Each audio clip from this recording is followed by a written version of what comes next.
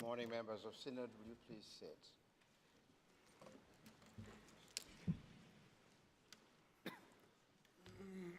First of all, I call upon the Chair of the Business Committee, Canon Sue Boys, to make some announcements.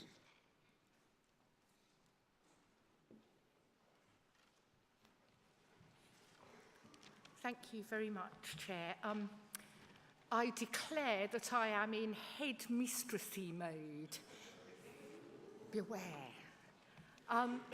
It was drawn to my attention by a number of people yesterday evening that I hadn't reminded you in the way that I sometimes do as Synod opened of the Code of Conduct. I wrote to you in December 2017, and I do often refer to the aspects of this in my speech, but could I just remind you about declarations of interest? Our Code of Conduct, as well as commenting on financial interests, says that personal non-financial interests, as well as financial interests, including those which arise from membership of or holding office in the church and other bodies, such as acting as a trustee or office holder of any organisation whose affairs are likely to be affected by the decisions of Synod, are asked to declare that interest when they stand to speak. And could I encourage you to remember to do that? It would be enormously helpful. The reason for it is that people are able to put your comments and questions in context if they don't know you. It's also been drawn to my attention that a large number of bags are being left on chairs when people just nip out for a cup of coffee. I'm asked to remind you that for reasons of security, this isn't helpful, and also to remind you that Synod staff are likely to remove said bags, and then you will have to go on a long hunt for them. So it's in everyone's interest, please, if you could take your bags with you. Notice paper 3 on security is on the Synod app, and the Code of Conduct will appear there shortly. Speaking of the Synod app, could I just point out that it is currently not able to receive requests to speak. The Synod app is currently not able to do that. We are very hopeful that that will not be the case in July and that we'll have been able to update that. But for this Synod, I'm afraid the pieces of paper are what you need. Thank you very much, Chair. Thank you very much, Chair of the Business Committee. We come to item 500, draft amending Canon number 38, GS 2047D, which is Article 7 Business. Amending Canon number 38 received final approval from the Synod at the July 2018 group of sessions, and have to report that to the Synod that the royal assent and license has been given in respect of the amending canon. Under Standing Order 68, once the instrument of enactment for the canon has been read to the Synod, the motion appearing on the order paper must be put to the Synod and voted on without debate. So I call upon the registrar to read the instrument of enactment.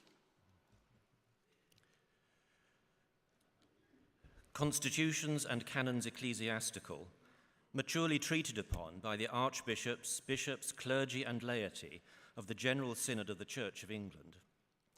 In their synod, begun at Westminster in the year of our Lord 2015, and in the 64th year of the reign of our Sovereign Lady, Queen Elizabeth II, by the grace of God, of the United Kingdom of Great Britain and Northern Ireland, and of her other realms and territories, Queen, Head of the Commonwealth, Defender of the Faith, being a canon entitled Amending Canon number 38, which received Her Majesty's royal assent and license on the 11th day of February 2019. We, being the Presidents, the Prolocutor of the Convocation of Canterbury, the Prolocutor of the Convocation of York, and the Chair and Vice-Chair of the House of Laity of the said Synod, do hereby declare and testify our consent to the said canon entitled Amending Canon number 38. And in testimony of such our consent, we have hereto subscribed our names as hereafter follows. dated this 21st day of February in the year of our Lord 2019, and in the 68th year of the reign of our Sovereign Lady, Queen Elizabeth II. Registrar, thank you very much. I therefore move that item 500, that the canon entitled Amending Canon number 38, be made, promulgated, and executed. And I'm going to put this now to the vote. Those in favor, please show. Thank you very much. Those that are against, that's unanimously carried.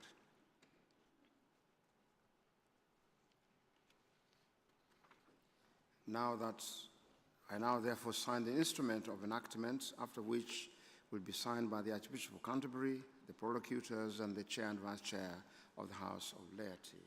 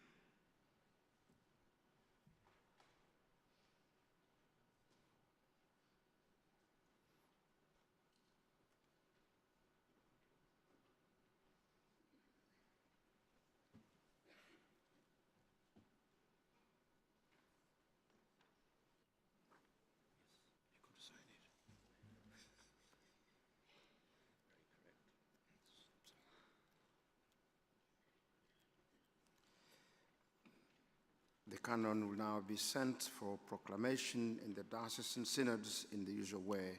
That completes this item of business.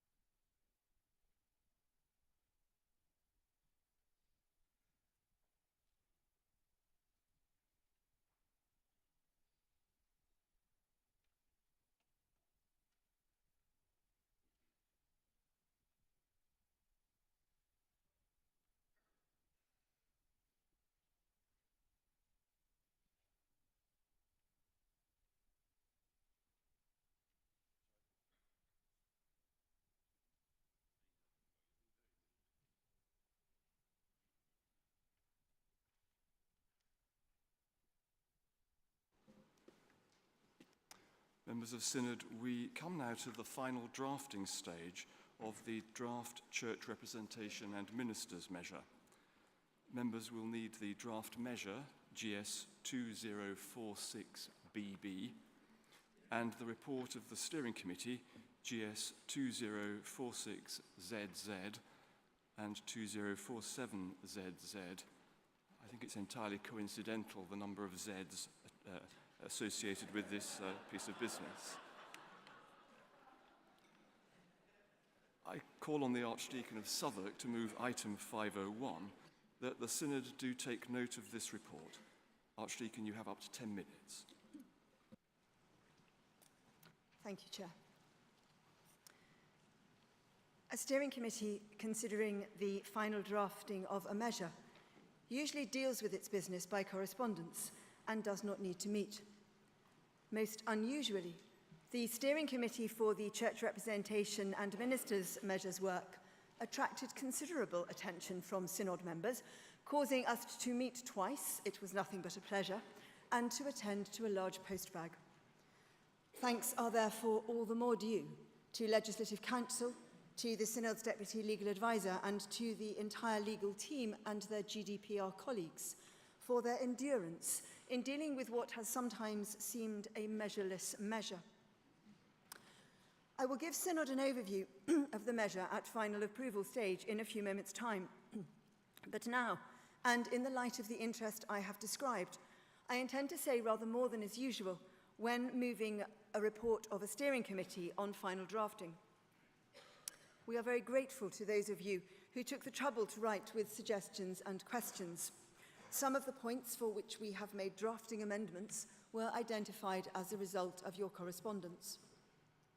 We have, however, had to disappoint some of those who wrote. Some correspondents sought to reopen issues that had been decided by the whole Synod at the revision stage last July. Synod standing orders are quite clear that a steering committee is not at liberty to revisit such matters at final drafting. One provision exercising some members was that contained in Part 9 of the new church representation rules to limit elected lay members of deanery synods to 2 successive terms of office, unless the annual parochial church meeting votes to disapply that rule. I am aware that some concern remains about that provision. It may therefore be helpful if I remind Synod of its legislative history. The subject of limiting successive terms of office for elected lay members of deanery synod came up during the revision committee's consideration of the measure in the autumn of 2017.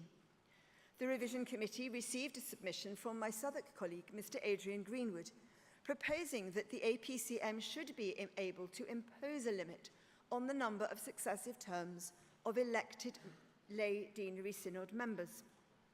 Mr. Greenwood helpfully came and addressed the revision committee on his proposal and on a number of others he had made.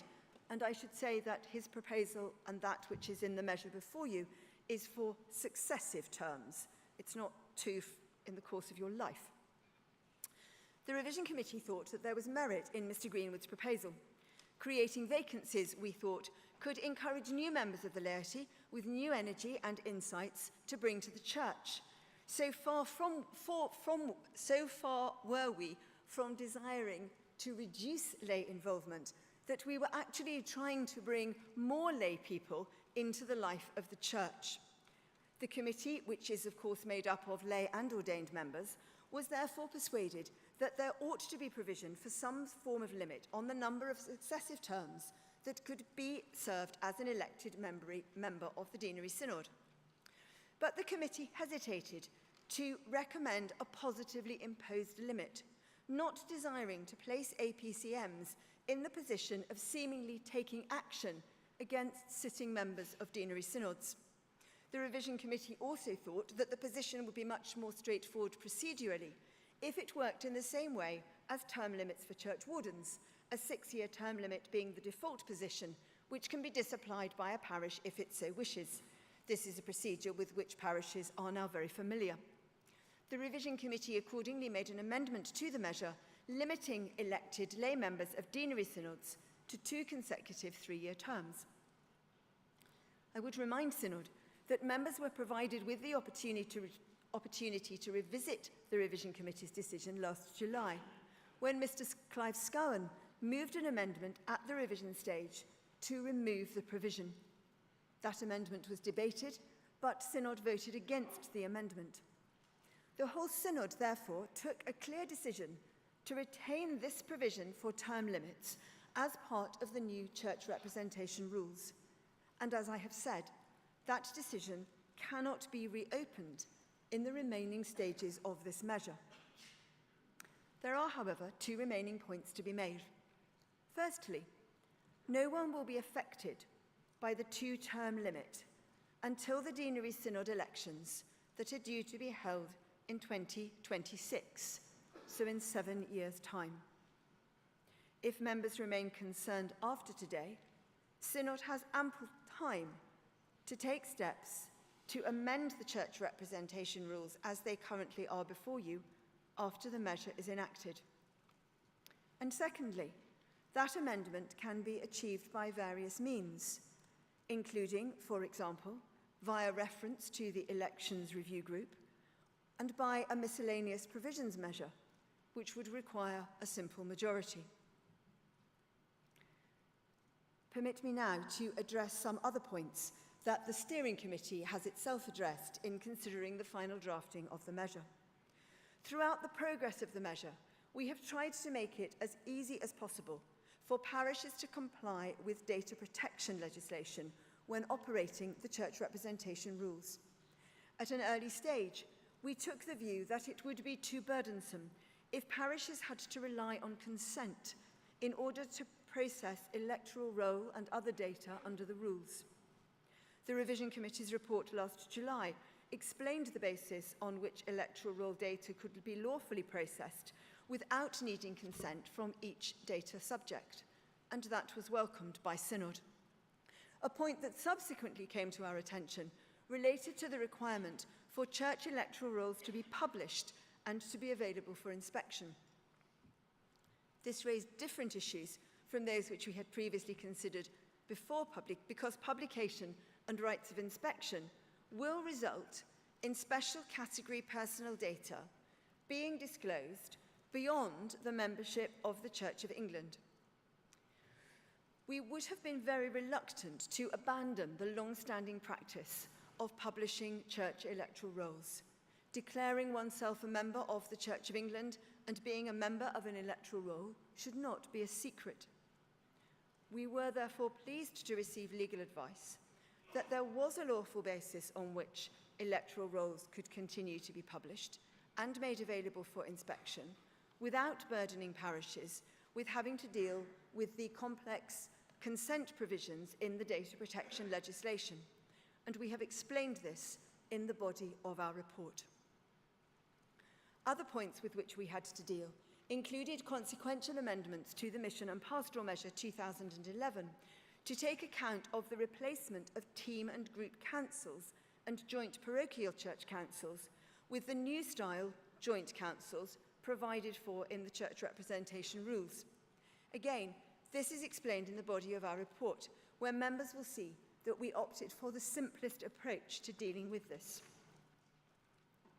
Annex A of the report explains the drafting amendments that we propose and which are shown in bold type in the new measure as you have it set before you, draft GS 2046BB. Annex B sets out and provides explanations of the special amendments that we are proposing and which Synod will be asked to approve in a moment. Most of these are concerned with ensuring that the new church representation rules make full provision for the use of an online system of voting for elections to the General Synod next year. I am very grateful to you, Synod, for bearing with me in this unusually long speech at this stage, and I now move that Synod do take note of this report.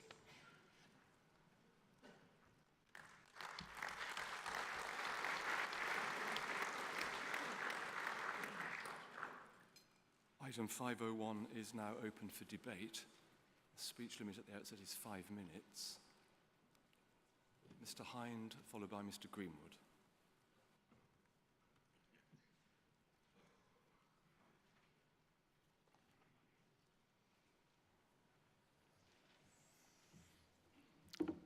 Tim Hind, 247 Bath and Wells. Chair, I thank the Archdeacon for her attempted words of comfort for those who are upset by the restriction of terms of service for lay representatives on Deanery Synod. We need to ensure that it is reversed at the earliest possible time. A short distance away, there is a legislature that is heading towards a precipice.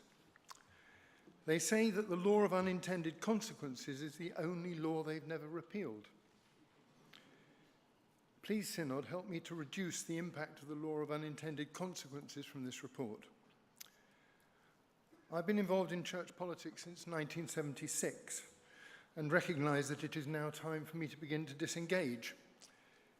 Having served on General Synod since 1995, including holding the office of Vice Chair of the Church of England Pensions Board and Vice Chair of the House of Laity, I'm now planning my exit at the end of this quinquennium. I guess that then I will be like Naphtali, a hind let loose. Someone once said that visitors to his house, everyone who visited brought joy, some on arrival and the rest on leaving.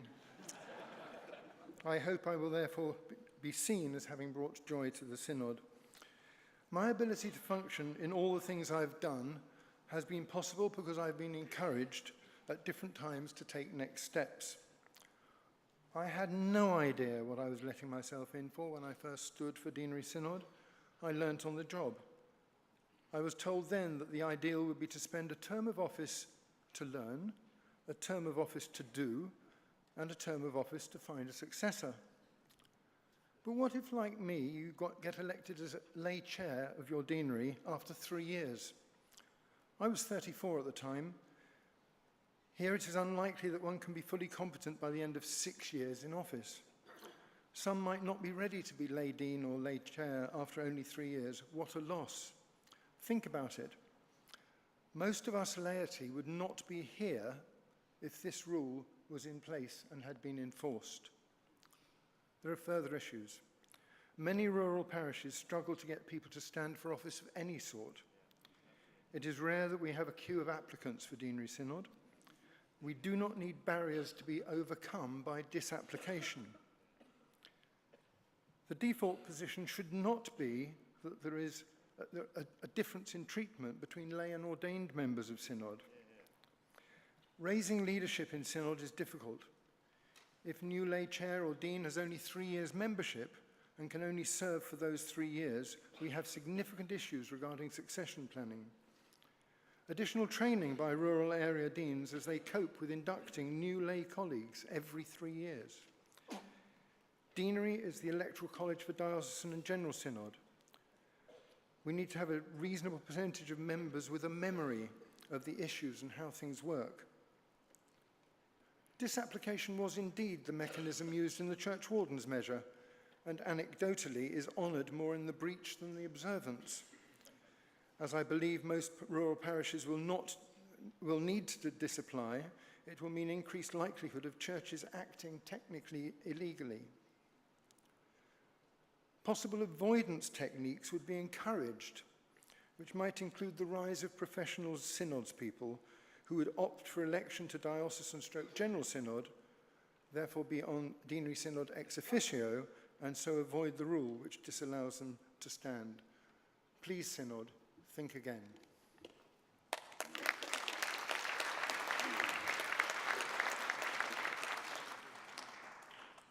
After Canon Greenwood, Mrs. McIsaac.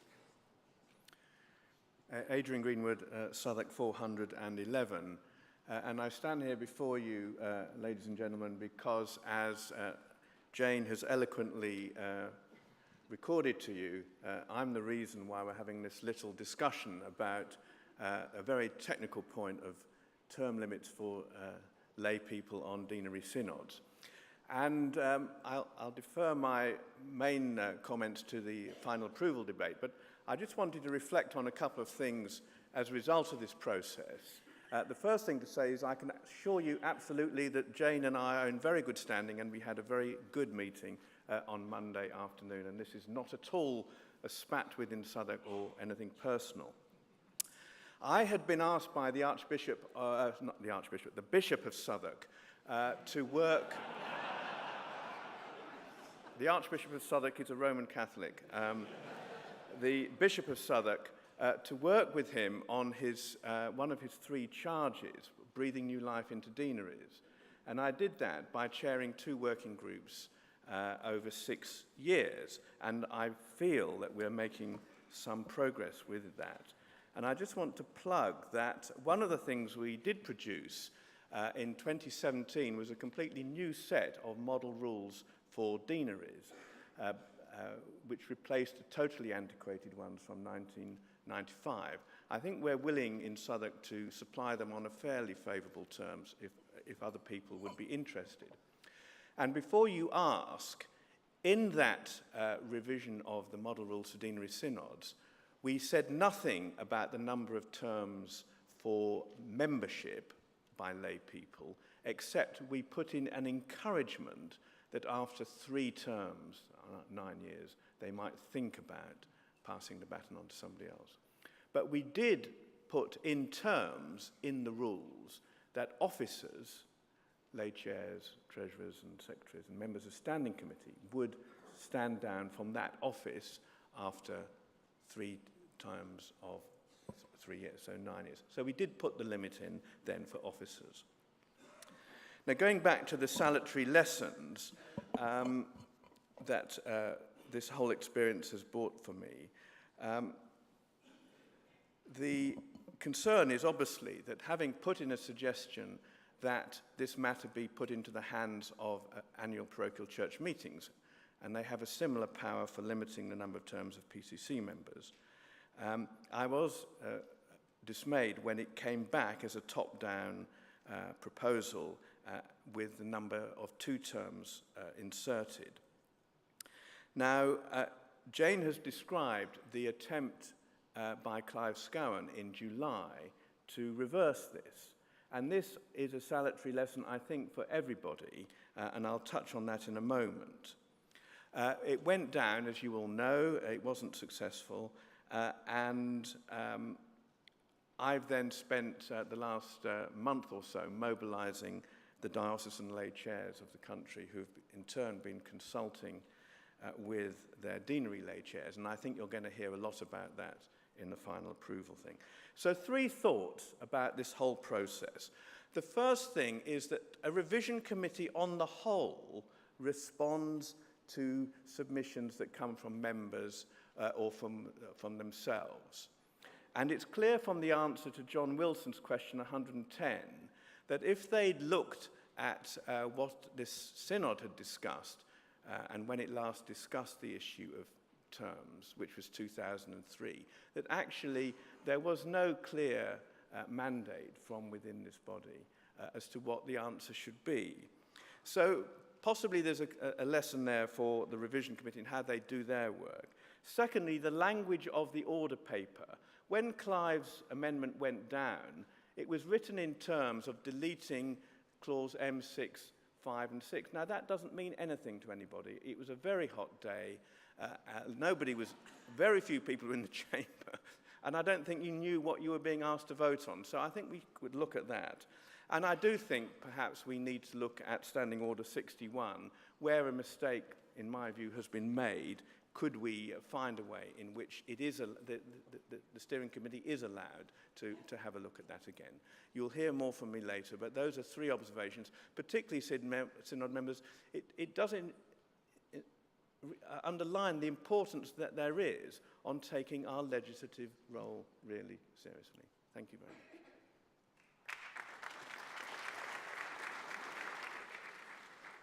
I'm sure that Canon Greenwood didn't intend to suggest that Synod doesn't know what it's doing. After Mrs. McIsaac, if any... I'm sorry, Mrs. McIsaac. So you don't wish to speak, thank you. Does anyone else wish to speak at this stage? Sorry, Mrs. Coulter.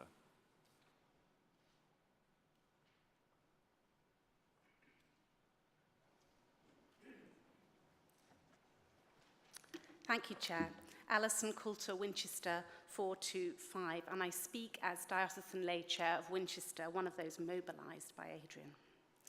There's much good in this legislation, and I particularly look forward to the electronic voting in the next General Synod elections, so I will be voting in favour of this. But I want to speak again about Part 9 of this legislation, and particularly to support the lay members of deanery synods. And deanery synods are, in my view, really the engine room of the church. We've already talked much, Synod, about the need for culture change, the need for new and younger people. And the reality of change and how we do things differently is very often realised in our deanery synods. We need good lay leaders to play a full role in deaneries. And the reality is that it's not always laity who block changes. And that in the same way that my friend yesterday suggested we won't change the makeup of this synod by changing dates, I don't believe we'll change the culture of deanery synods by limiting the term of office of lay members alone. And I want to tell you a story about a particularly difficult synod, deanery synod that I was part of, where a group of young lay leaders came. They form a team who go into schools to do assemblies, and they came as the assembly team to Deanery Synod to share the work that they were doing. They go into 22 primary schools around Winchester. And it was very energetic. We all had to sing an action song. Not everybody enjoyed that, but they did it anyway. And it was very memorable. And then they asked the deanery, would they be prepared to support the work that they were doing, and could we make this a deanery-wide initiative? So rather than just being from one parish church, it would become a deanery schools team.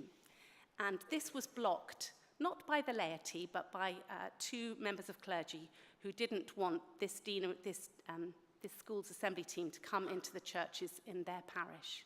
And you can see in that very difficult situation, we needed wisdom, we needed relationships, and we needed people who had been there for more than 6 years. And so for that reason, I have great concern about this. I have consulted with the 13 deanery lay chairs of Winchester Diocese, and they've raised similar concerns to those raised by Tim Hines, so I'm not going to repeat all those again. I will vote for this legislation, but I really ask that we look at other options to review this section, because I do believe that we need to think about how we support and develop lay leaders in deanery synods, not just to limit them, and we also need to look at ways in which we can bring in new and younger people and encourage them. Thank you.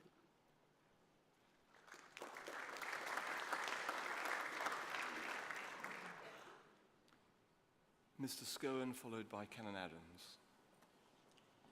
Hi, Scowen, London 358. Chair, I hope to say something on this issue that's just been being talked about with regard to deanery synod membership when we debate the final approval.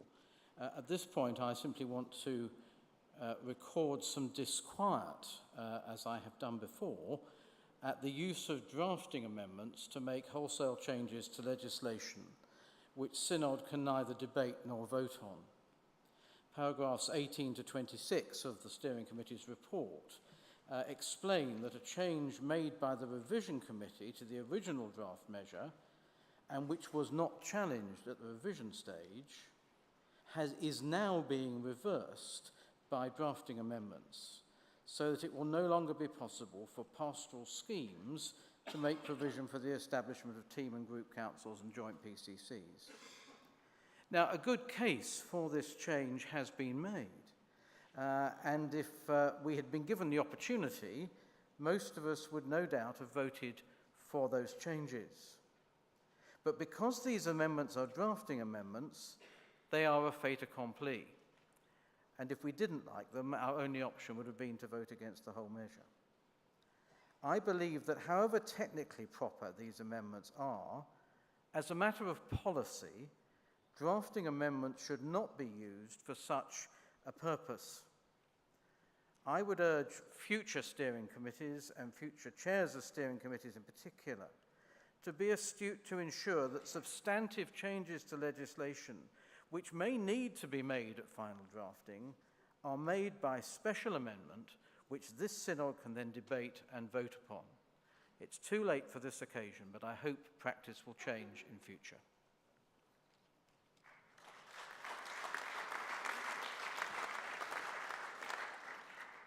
After Canon Adams, Mrs. Walker, at which point, beginning with Mrs. Walker's speech, the speech limit is 3 minutes.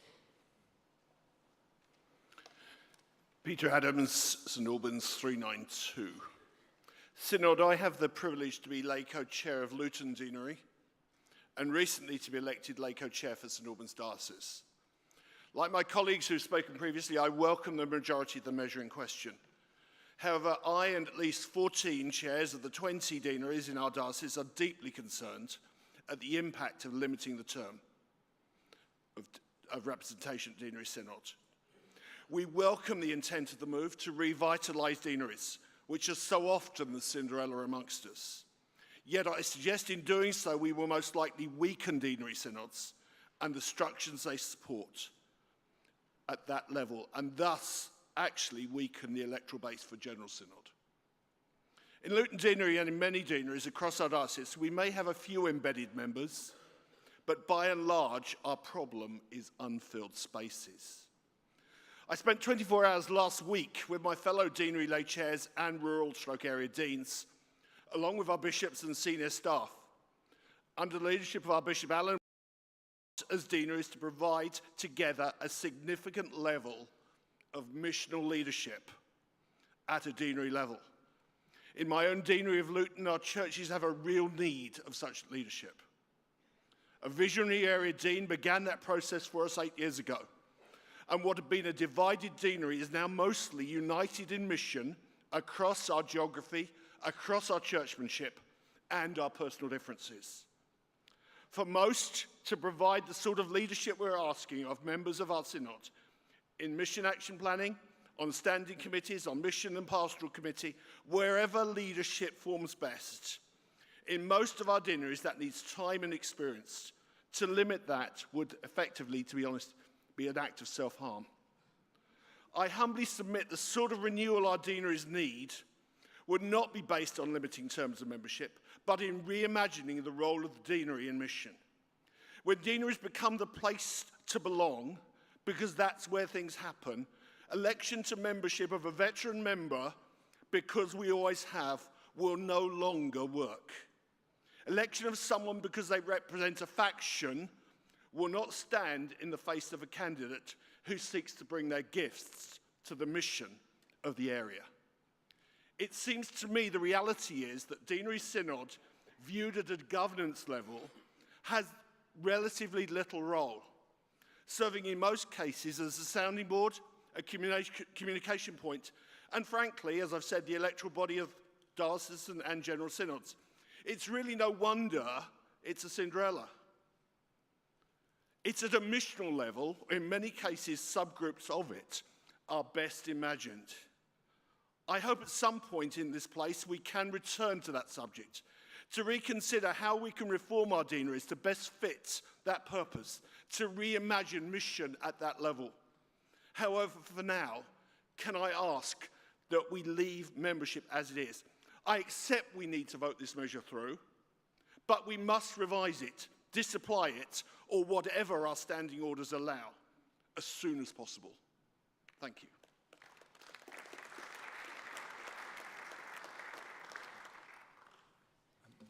After Mrs. Walker, the gentleman who's standing over here, I'm afraid, sir, you're slightly obscured in my sight by the floodlight and the vision glorious that is the Vice Chair of the House of Laity. Oh, dear me.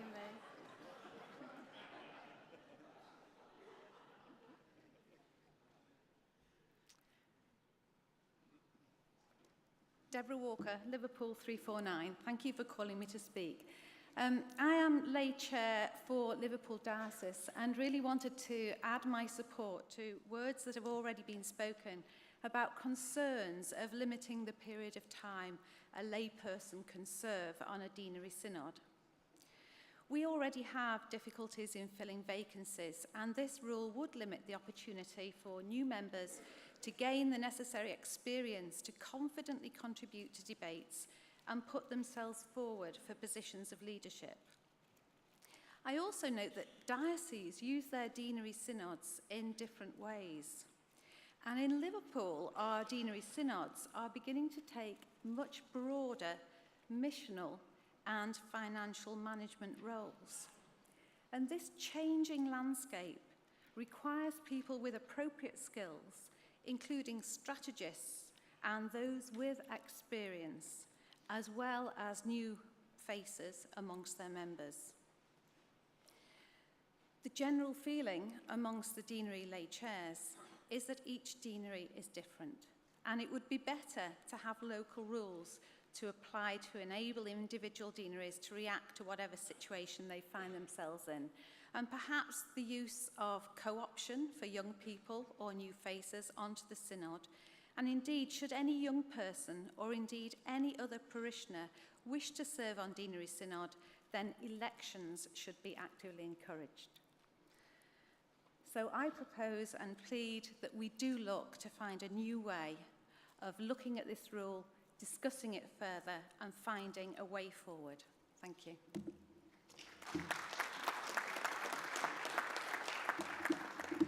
After the next speaker, Canon Sue Boys. Mike Todd, Truro 423. I speak as the Chair of the House of Laity for Truro Diocese and as a former deanery lay chair. And I'm very concerned with this proposal for a 6-year limit of the membership of deanery synods. And I said this in York when we last considered it. Amongst many of the reasons which others have identified, I would just like to mention a small number of them. We must remember that the role of deanery synods is crucial in our electoral process, and it's in everybody's interests that we have an experienced and informed electorate. This proposal would mean that deanery synod members will probably only ever see one such election to this body. PCCs and deanery synods are not only part of the governance, but are the means by which much of our church actually happens. Doing that needs not only freshness, but experience. And experience is not readily achieved, but is quickly lost. If the principle is good for church wardens and deanery synods, then it surely should apply generally, and of interest to people here, to this body. Just how much in-depth knowledge and experience would be lost to this body if members were never here for more than 6 years. I certainly know as a first-term member that even after 4 years, I'm very much at the start of a learning process. And finally, we should recall the role of deanery plans, which have now been, the possibility of which is now enshrined in our rules. And developing those deanery plans very much needs a lot of experience, a lot of knowledge in depth of the relationships which exist between parishes and between benefices in our deaneries. And this, particularly in rural areas, is not always easy to discern. If there is a pool of talent waiting to come forward for deanery synods, then most of us from rural dioceses will be highly delighted. But too often, we struggle to retain the good that we have.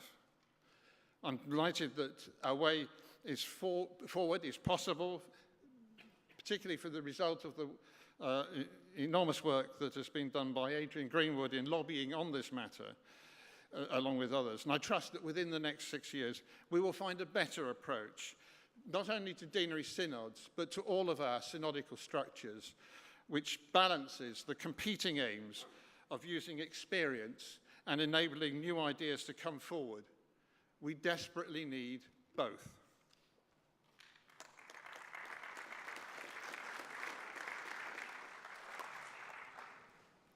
After Canon Boys, Mr. Wilson. Boys, Oxford 186. Synod, I'm not standing to express a view about this matter, but rather in my usual spirit of helpfulness and in the hope of calming some of the fears that I've heard expressed. And in doing so, I want to thank Mr. Greenwood and Archdeacon Steen for the cooperation that has led to this intervention. I'm intervening simply to offer my assurance in relation to a comment made by the Archdeacon. It is open to me, as chair of the business committee, to direct that this vexed matter of the term of office on deanery synods is referred to the elections review group of the business committee. And I'm standing simply to let you know, friends, that in the event, as I really hope that this measure passes, that is exactly what I plan to do. Thank you.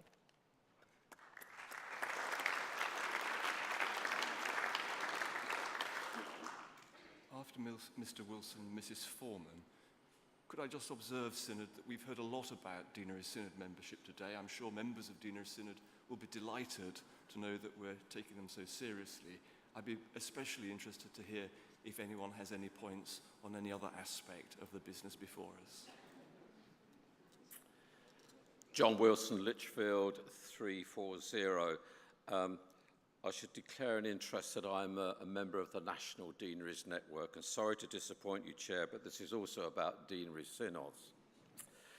First of all, I'd like to say thank you to the steering committee for the enormous amount of work which has gone into this. There's an awful lot of really good stuff in this. And we've already heard that there are serious concerns which I share as Chair of the House of Laity for the Lichfield Diocese. And this is to do with Rule M6, Clause 5, that is about restricting consecutive terms. Back in December, I did a survey of the 28 deaneries in Lichfield, and all reported very serious concerns about this two-term restriction, most saying that over 60% of their deanery synod reps would have to stand down. 93% reported that they had synod members who had served more than 2 terms of office. These deaneries said that 52% of their members had excess of 2 terms, and one had 99% of its members who had served 2 terms. So I dread to think what would happen if they all had to stand down. All said they would struggle to fill many of the places on their deanery synod. Many would lose the skills, knowledge, and expertise that their deanery officers had gained that the extended length of service brings. Indeed, the deanery would be poorer for the loss of this experience. And this is echoed, as Adrian pointed out, in the answer to my question 109, when it was considered some time ago. The revision committee at that time said it found there were strong arguments against including an impact on experience of vacancies not being filled, depriving of electors of choice and altering the balance between houses. But more importantly, for me, it's the unintended consequences that this particular clause will actually bring. 2 years ago, Mark Russell presented to us the report on lay leadership, which has become known as Setting God's People Free. And as well as all the concerns that my deanery lay chairs raised, the biggest one was about the impact of setting God's people free, and that what this clause will actually have. What it's actually saying is that lay members are not the same as clergy members. A clergy member can serve on deanery synod, is unelected, and can serve for as long as they are licensed within that deanery. So there's a huge difference. So there are some good bits in this, and the dilemma we have is how do we get the good bits without this bit? We've heard from the chair of the business committee, and thank you for your assurances that we can actually get this through and have the revision later. But I would ask you, Synod, to think seriously about how we actually do this, and if you feel you can't support it, to abstain.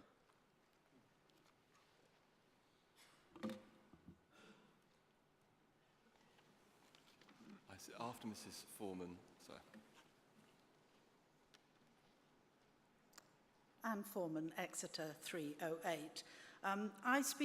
This will still be about this extended terms of service. I speak as someone who believes in deaneries. I regularly attend the National Deaneries Conference that John referred to.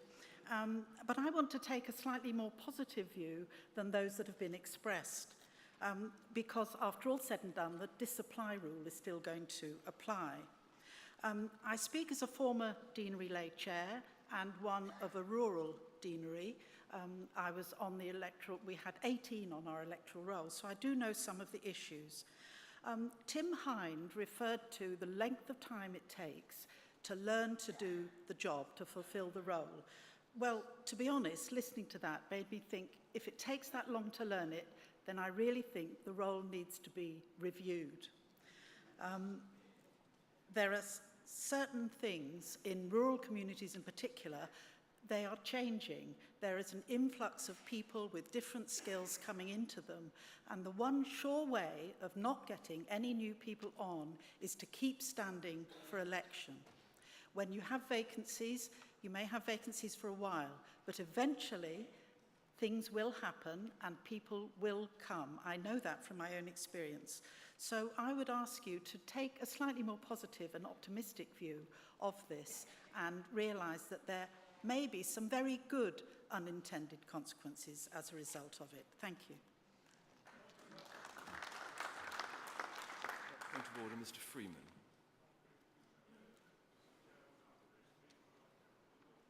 I think you could very much tempt me. Thank you. Graham Hamilton, Exeter 118. Thank you, Chair, for calling me. This is not about deanery synods. I declare an interest. I have to write a parish magazine article by Sunday, and it's time to write a new electoral roll. And I think I tried to speak on this in July but didn't get called. I don't know what it means to be a member of the Church of England. I'm pretty sure I am one, but I'm not quite sure what the rules are. And I read the 3 clauses in the church representation rules, and I am confused. I woke up this morning with the tune of Glorious Things of Thee Are Spoken running through my head. Saviour, if of Zion's city I through grace a member am. And that assures me that by the grace of God and by faith and continual repentance, I am a member of the Church of Christ. But who's a member of the Church of England? And it's broad and it's confused, and I read a very helpful blog by Dr. Ian Paul, written a couple of years ago. And then I discovered a piece at the request of the Church of Assembly of 1954. The Archbishops Geoffrey Fisher and Cyril Garbett produced a short guide to the duties of church membership. In my congregation, we have various people who wouldn't call themselves Anglican, and they're not quite sure what it means to be a member, but they want to be with us, and I want to encourage them to sign up to the electoral roll. So could I call on perhaps the committee or perhaps their graces to renew a short guide to the duties of church membership, show that although we want to welcome everyone, what does it mean to be a member, and can we encourage people to engage at even that more basic level of belonging to our churches as members? Thank you.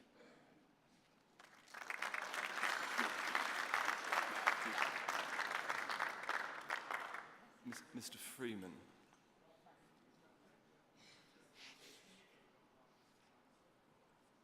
Mr. Freeman has proposed the motion for closure on item 501. That has my consent. Could those in favour please show? Those against, please show. That is very clearly carried. So I now invite the Archdeacon to reply to the debate. She has 5 minutes. Thank you, Chair. Permit me to address your many speeches in reverse order, beginning with Mr. Hamilton's question. You are a member of the Church of England if you say you are. It's as simple as that.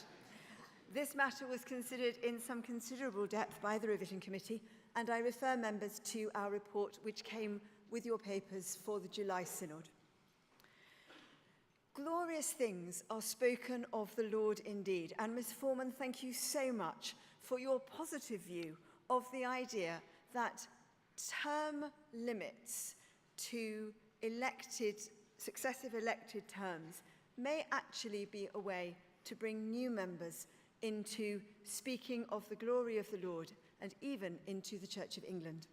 That's what we hoped, and we were a very hopeful committee. These rules are legislating for what we believe to be the future of our church. In God's hands, we believed this will be a wonderful future. It is God's church. There are always difficulties.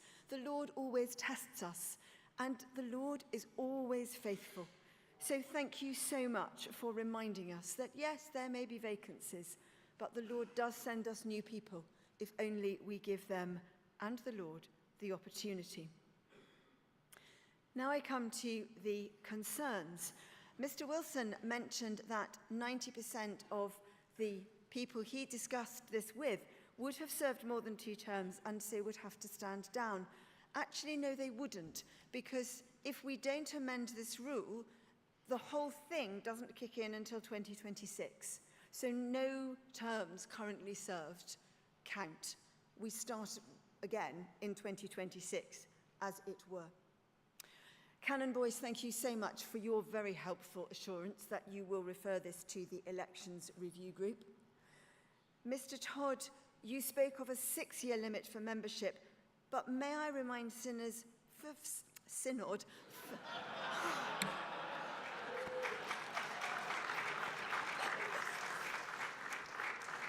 May I remind sinners, of whom I am the greatest, that this is only a matter of successive terms. It's not a life sentence. And secondly, APCMs, you can disapply this and then reapply it if you want to. So own your strength. You are not simply the victim of an imposed top-down rule. Mr. Walker wondered whether a time limit would help, and Ms. Foreman suggested, well, you never know, maybe it would. Mr. Adams and others spoke of the problem of unfilled spaces, and yes, I do take the point, particularly in the rural church, but again, I refer you to Ms. Foreman's experience of that.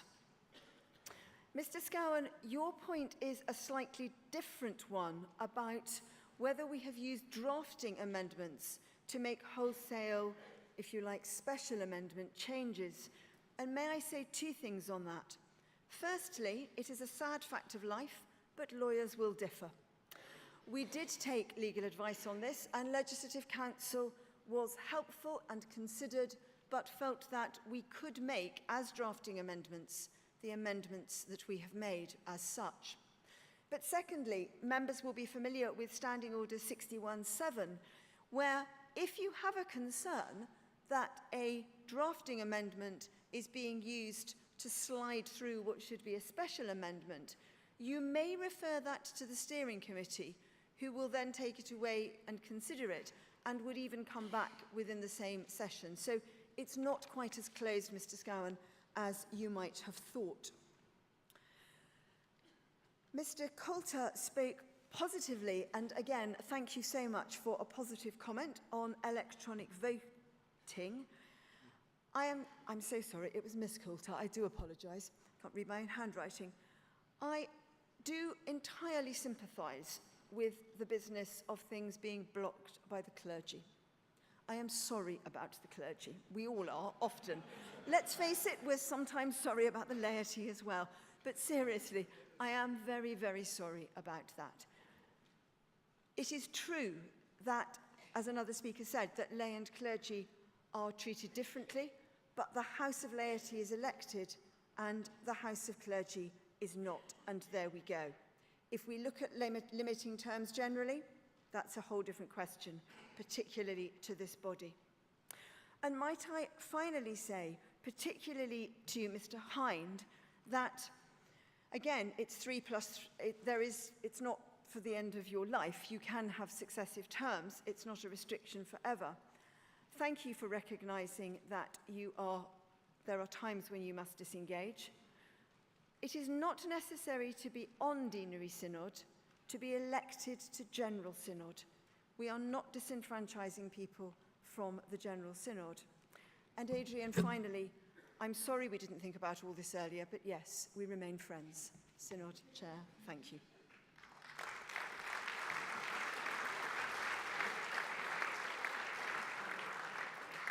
Thank you, Archdeacon. So I now put item 501 to the vote. Point of order, I heard Mr. Hind first. Mr. Hind has requested a vote by houses.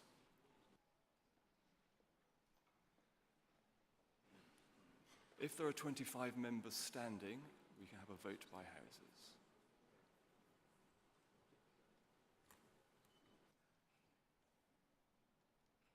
There are not 25 members standing. So I put item 501 to the vote. All those in favour, please show. All those against, please show. That is very clearly carried. We come now to the special amendments. There are a number of special amendments proposed by the steering committee. They are set out in the order paper at items 509, 510 and 511. Members will have noticed that item 510 covers some 20 special amendments, all of which are concerned with making provision for the use of electronic systems of voting in elections to the House of Laity. Unless any member indicates now that she or he wishes to speak against a particular amendment in that group, I intend to take them en bloc. Thank you. So those will be taken en bloc. So I now call on the Archdeacon of Southwark to move item 509.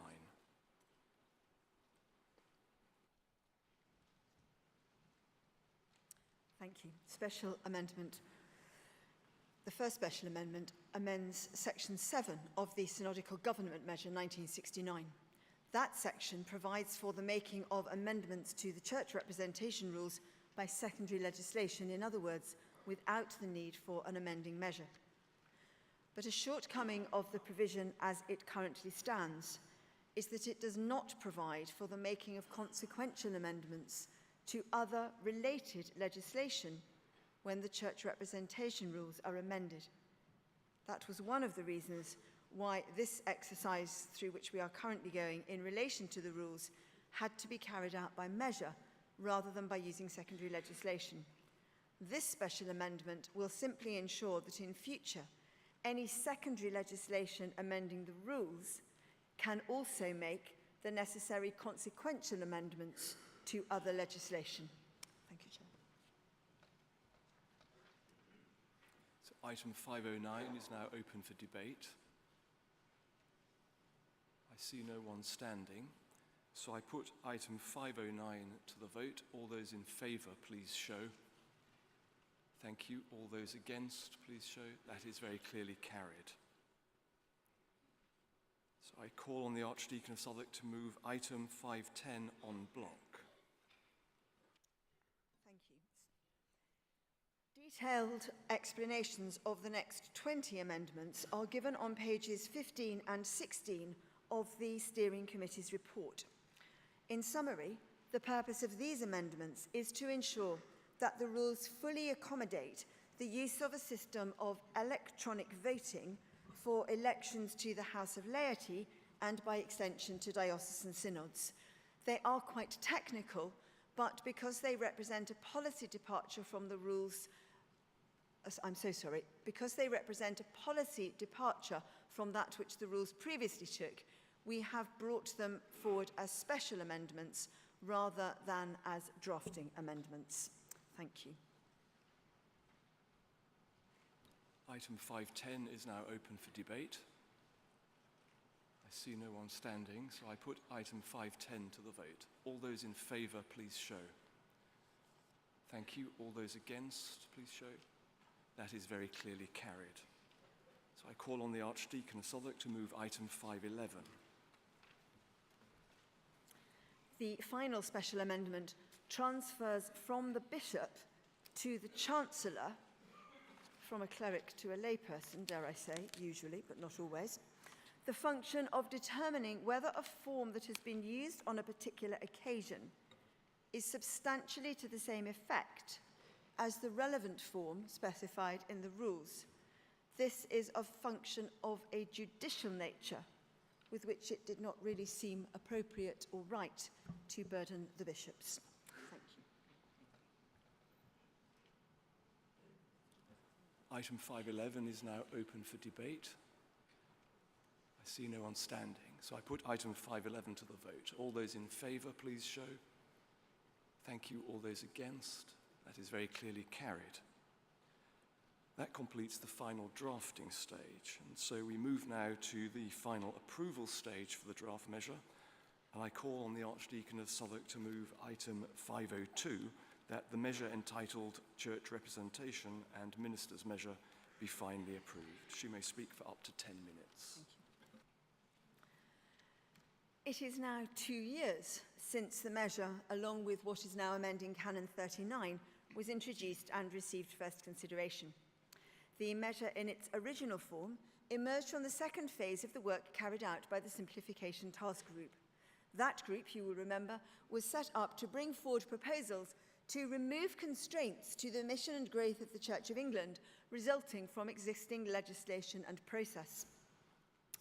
The task group identified the church representation rules, which in some respects date back to 1919, as an area ripe for simplification. Members recommended 3 major ways in which the rules should be reformed. First, they needed to be made less burdensome in their operation for the clergy and the laity in the parishes. Unnecessary provisions needed to be identified and removed. Other provisions needed to be streamlined. Secondly, parishes should be given much greater flexibility over their constitutional arrangements so that they could operate in the way most effective for their mission, life and work. And thirdly, administrative burdens for those involved in running multi-parish benefices, especially in the rural context, needed to be radically reduced, with benefice-wide structures reducing the work associated with many individual PCCs. This measure replaces the existing church representation rules with a completely new set of rules. Many of the concepts remain familiar: church electoral rolls, annual meetings, PCCs, deanery synods, and diocesan synods. But there are significant changes to the ways in which the rules are presented and to their substance. The new rules have been completely redrafted, and again, we are very grateful to the legal team and to Legislative Council for their hard work. As a result of this redrafting, the rules are a great deal easier to understand. As I said when we first came to this matter, they are in English. They are no longer characterized by overly long sentences. Provisions are broken down into easily digestible parts. All the provisions relating to parish governance are now contained in a self-contained part of the rules. This should make navigation around the rules much, much easier for those in parishes and others who need to refer to them. In terms of substance, one of the most significant reforms is provided for in Part 2. The default position for parish governance is that set out in the model rules in Part 9, which, by default, apply to each parish. But the annual meeting of any parish can make a scheme to amend, supplement, or replace those model rules. So this makes it possible for a parish to make governance arrangements that are best suited to the mission and life of the church in that parish. There are, of course, some significant safeguards. A small number of essential provisions will remain mandatory, and a scheme for making rules for a parish will have to be approved by the Bishop's Council of the diocese, and the Bishop's Council must be satisfied, among other things, that the scheme makes provision for the due representation of the laity and assures effective governance of the parish. Another major reform is the provision for joint councils. The existing church representation rules do make provision for joint councils in multi-parish benefices and other special cases. But under the existing rules, joint councils are in addition to the PCCs of individual parishes. They thus represent a further layer of synodical government and add to the number of meetings which must be held. Under the new rules, joint councils can replace individual PCCs. Where that happens, the number of local bodies and the number of meetings will be reduced, in some cases very significantly, and that should result in an equally significant reduction in the administrative burdens imposed both on clergy and laity, and again, particularly in the rural church. Additionally, various provisions of the current rules were thought to be unnecessary or unduly burdensome, and they have been proved away. Anomalies have been addressed, and doubts as to meaning have been removed, although we left membership just as membership. Since first consideration in February 2017, the measure has been considered and amended extensively in committee. 15 members and 4 non-members made a large number of submissions to the revision committee, which met on 8 occasions. Among many other things, the revision committee addressed compliance with data protection legislation and electronic communication, simplified the provisions relating to electoral rolls, made provision for the better representation of mission initiatives in the Church's synodical structures, enabled PCCs to do business by correspondence, increased the flexibility of provision for joint councils, clarified safeguarding provisions, and provided that lay members must form a majority on a PCC. I should briefly mention Clause 2. This provides, briefly I promise, this provides the statutory basis for the General Synod to make the provision contained in paragraph 4 of amending Canon number 39 to extend the range of situations in which a newly ordained deacon or priest can serve his or her title. The whole Synod considered the measure at the revision stage last July, when 14 amendments were tabled, 4 of which were carried.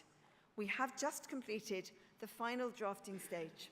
The measure has therefore been thoroughly considered and, I am glad to say, improved by the Synod, and I am now very happy to commend it to you for final approval.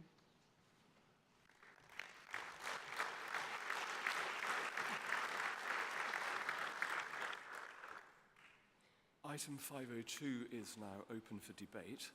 May I remind members that motions for the closure, the speech limit or next business are not in order in this debate.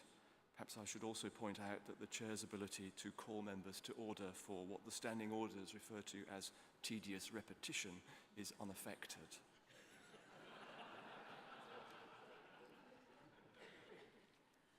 The Bishop of Willesden, followed by Prebendary Cordell.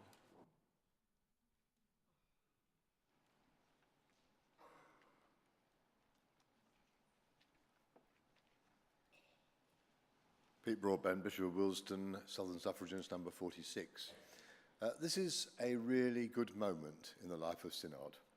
I remember walking into the Archbishop of Canterbury, metaphorically speaking, fairly early on in his time on Synod, where he was metaphorically speaking about to slit his wrists because he had experienced the last time we tried to debate the church representation rules, and he groaned and said, "Is it always like this?" And happily, this debate has not been like this, and this process has not been like this. I want to pay tribute to Jane Steen, the Steering Committee, Revision Committee, and all those who supported them.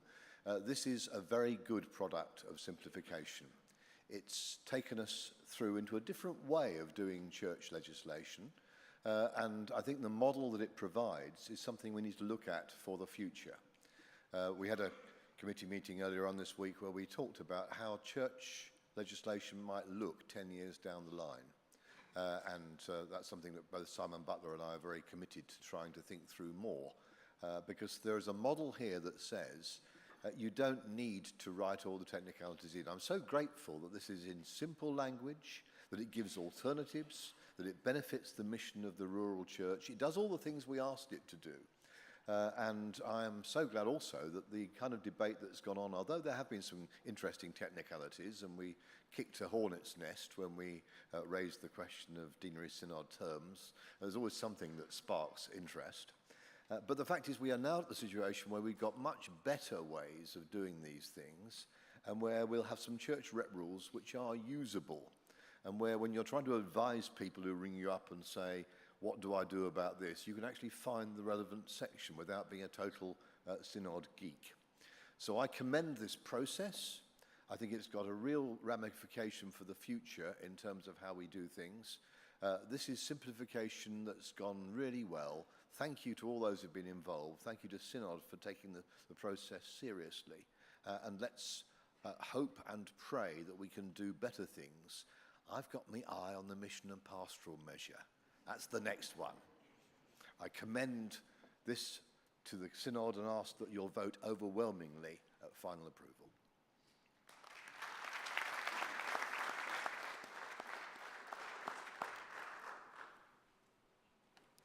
After Prebendary Cordell, Mrs. McIsaac. I wish to add my congratulations to the Steering Committee for working their way through the immense piece of work that this revision of the church representation rules is. They are a veritable cornucopia of good sense and helpful simplifications, which will make the life of our churches, and particularly those in rural and multi-parish benefices such as mine, easier. At last, we have provisions for electronic elections, making our democratic systems streamlined modern and easy to operate, and hopefully which will encourage far higher turnouts than the sometimes depressingly low percentages that we have at present.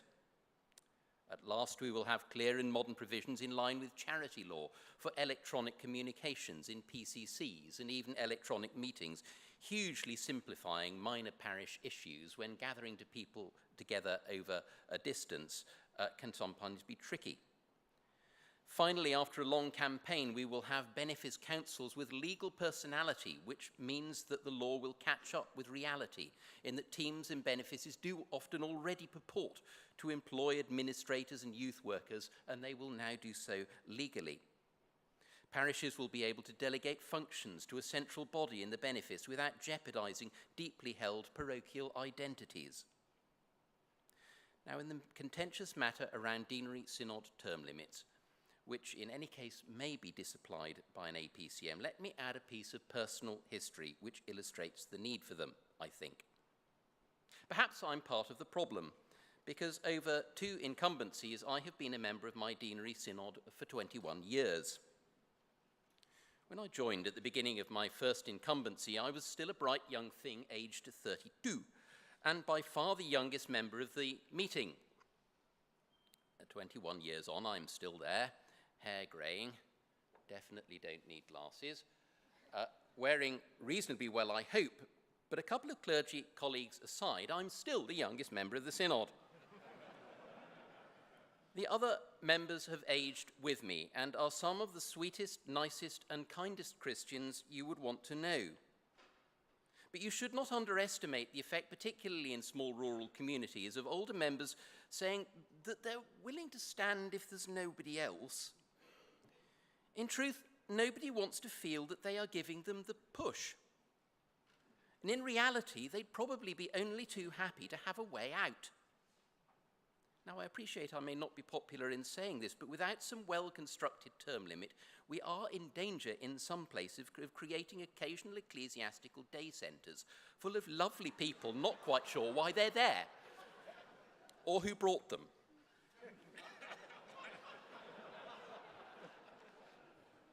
Ms. Coulter, in the previous item, talked about deanery synods as an engine room of the church. They should be.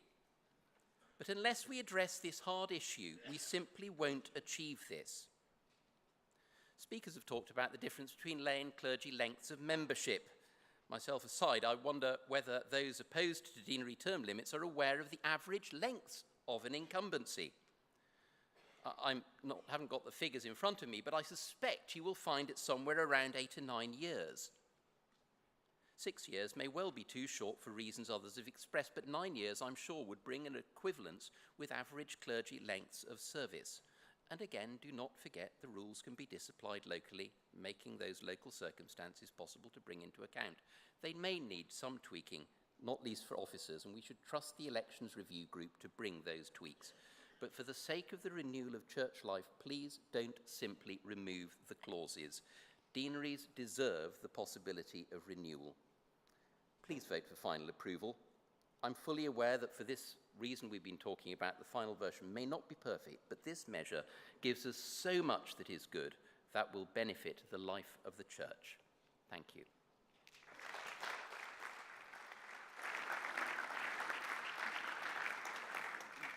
Reverend Cordell, thank you for bringing the voice of youth from your deanery synod.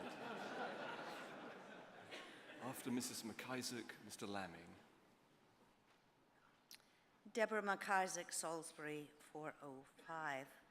I'm the chair of a deanery synod, lay chair, and I'm not sure that matters so much except in relation to the point about deanery synods. I would like to urge you, Synod, to think very hard before you vote in favour of this. So much good work has been done, and it's been done well, but I suggest to you that this measure is not fit for final approval. First of all, there's that practical consideration of perhaps finding a workaround to the deanery synod limitation on terms, which so many people have spoken about.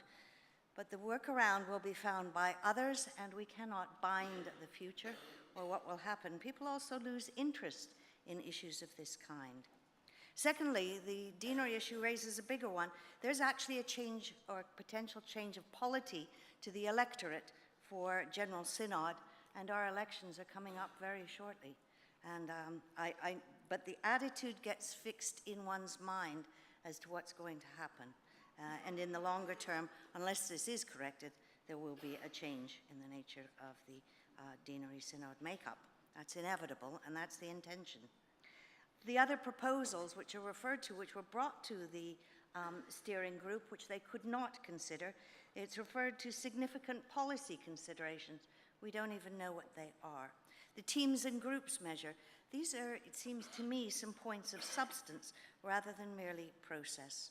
We were told yesterday that it's important that we do the important work of legislating well. I think we also need to do it thoroughly. I don't think it's satisfactory that we are going into something knowing that many members would wish for that to be changed almost immediately. I don't think that's doing our job as well as we could, and that's what we should be aiming for.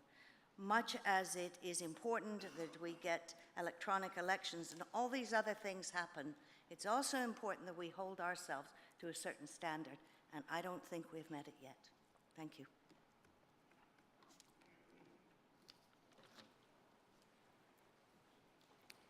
After Mr. Lamming, Mr. Bacon. David Lamming, 399 St Edmundsbury in Ipswich. May I first, picking up the comments earlier this morning of the Chairman of the Business Committee, declare an interest. I was a member of the Revision Committee for this measure.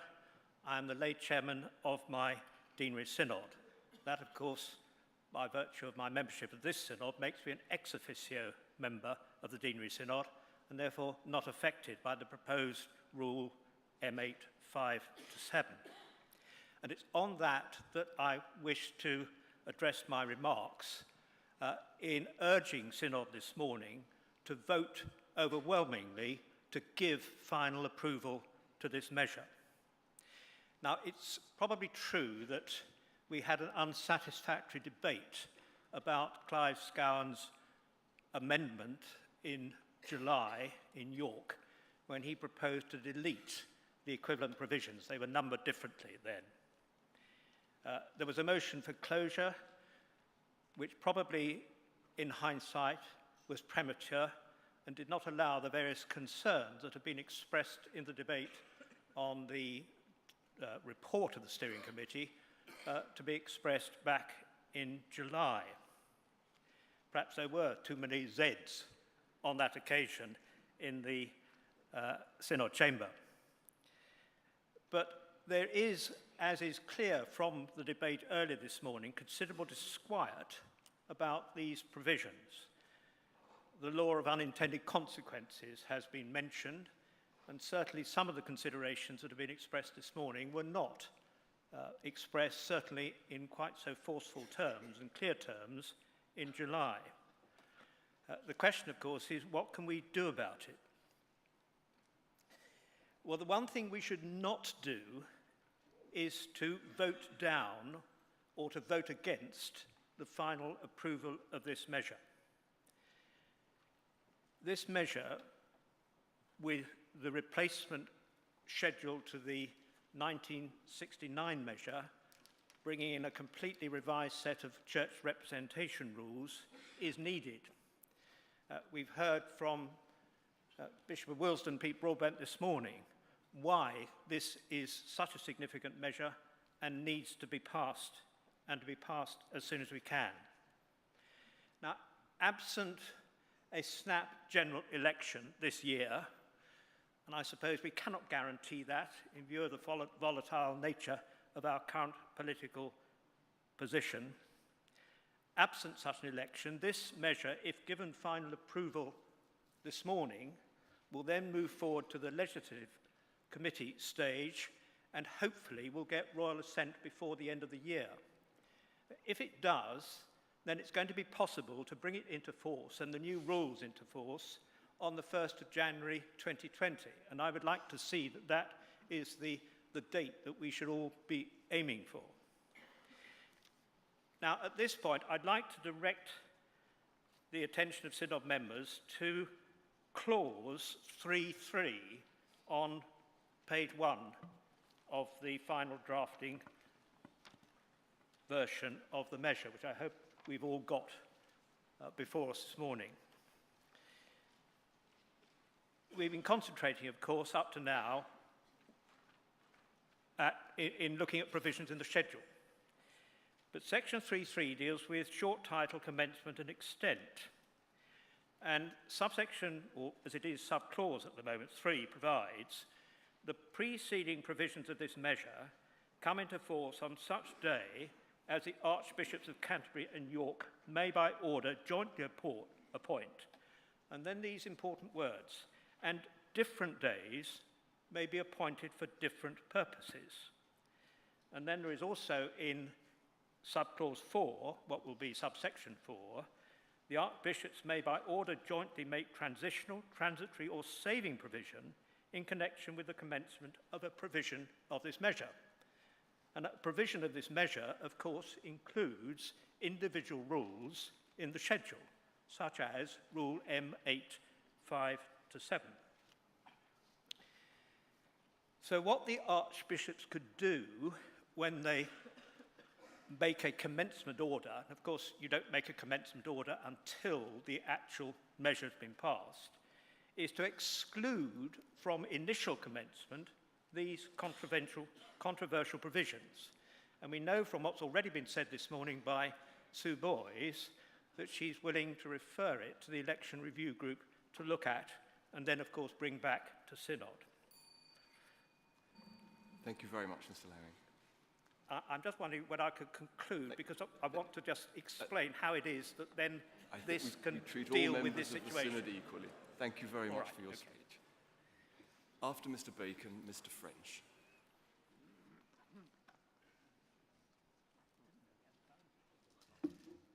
Nigel Bacon, Lincoln 341. I also welcome the measure before us. There are many great things within it which will simplify the life for our parishes, our deaneries and our dioceses. There is, though, undoubtedly concern about this bit about imposing a 2-term limit on parish representatives serving on deanery synods. It's a concern for myself. I consulted with the deanery lay chairs in Lincoln Diocese. They were also of that opinion for the reasons which have already been well stated earlier on when we were considering the steering committee report. I won't repeat what was said then. I think it's very important that we do listen to our deanery lay chairs on this. They sometimes wonder what we do here. And so we need to listen to what they say and take adequate response. And so it is for that reason that I welcome the statement by the chair of the business committee that she intends to refer the 2-term limit for deanery synod members to the elections review group. And where I think David Lamming was going, I would urge their graces to defer implementing the relevant part of the model rules, that's M8, 5 to 7, pending the conclusions of that review. Yes, we've got 6 years to do it, but sometimes we find that it takes us rather longer to do legislative change than we hope to. Thank you. After Mr. French, Mr. Scone.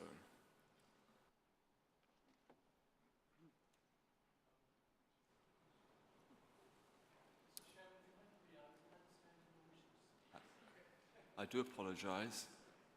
From this angle, I have to say the two gentlemen here look alike, and I'm so sorry, sir.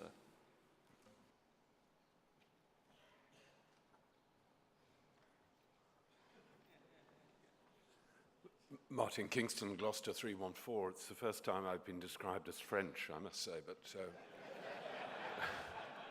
I do apologise. Not that Mr. it's Kingston. not an honour in this European ununified state.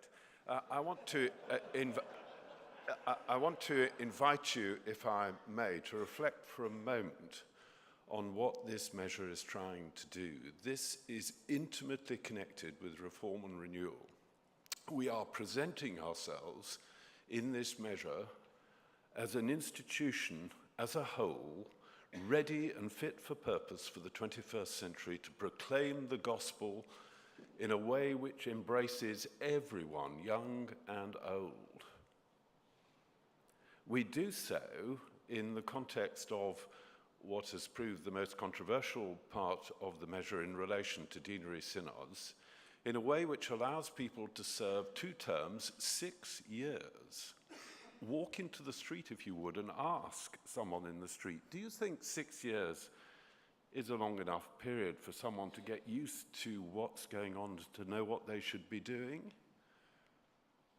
You'll get a very clear answer. We present ourselves as old, dyed in the wool, stuck in our ways, when we resist measures which provide the opportunity for but do not dictate that change has to take place.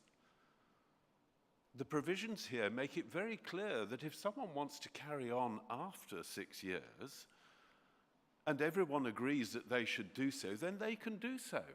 But what it does provide for is the opportunity for change. It presents the church as an institution which does not sit in a rut, but promotes itself as willing to change. We should think very, very carefully about the extent to which we qualify that, and very carefully about what it says about us as an institution when we say, oh, no, 6 years is not enough. I invite you to embrace this measure in all its parts and in every way, for all that it does to drag us into the 21st century, to present ourselves as fit for purpose, and most of all, to present ourselves as willing to change, both in the way that we do things and in the people that we have involved. I ask you, please, in an unqualified way, to vote for this measure and to see every part of it implemented. Thank you, Chair.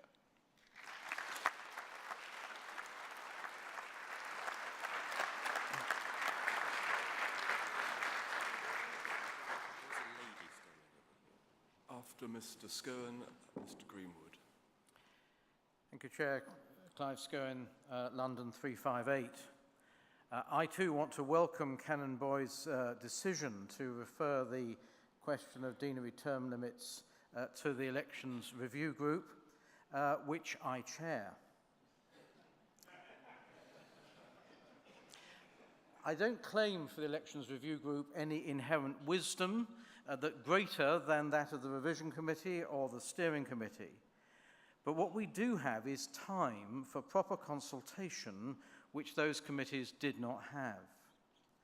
And I intend to propose to the Elections Review Group, when it next meets, that it consults on a range of options with deanery, diocesan and deanery lay chairs and area deans, who will hopefully consult their deanery synods, and also with the National Deaneries Network. The options would include keeping the term limits as set out in the rules before us, and for which Mr. Kingston's just made a case, reversing the default so that there would be no term limit unless the APCM voted to impose one, increasing the number of consecutive terms which could be served, or giving deanery synods power to impose a term limit applying across their deanery. And I dare say there may be others, and if you have others that you'd like considered, please do write in for the attention of the Elections Review Group, and we will consider them. I would hope that we could complete this work in time to report on recommendations to the Business Committee no later than its meeting in March next year. I want to assure the Synod, and especially Mrs. McIsaac, that the Elections Review Group will take this matter very seriously and will not lose interest. I also want to say that I long for the day when deanery synods are such exciting places to be, when the mission of God and his church is so much at the centre of what they're about, that people will be queuing up at our APCMs to serve on deanery synods. No question of term limits will ever be needed in those circumstances. And I have to say to those who resist this proposed change that's before us most strongly, that really, if you want your deaneries to thrive, culture really does need to be changed. And I don't personally think you achieve that by term limits or that sort of constraint. You do it by having a focus on what the Church of God is here to do. Finally, Chair, I would urge those who do have concerns about the term limits to support and vote for final approval rather than, as was suggested earlier, abstaining. Now, abstaining might seem an easy way of making a point and it still gets through. But the reality is that after this receives final approval, trusting that it does, the Legislative Committee will then have to convince the Ecclesiastical Committee of Parliament that this measure is expedient. Now, one of the reasons we always take a vote by houses on final approval is so that that the support of Synod can be demonstrated to the Ecclesiastical Committee. And I have to say that cause will not be helped if the figures indicate that a very large number of people did not vote or that the vote was close in any of the houses.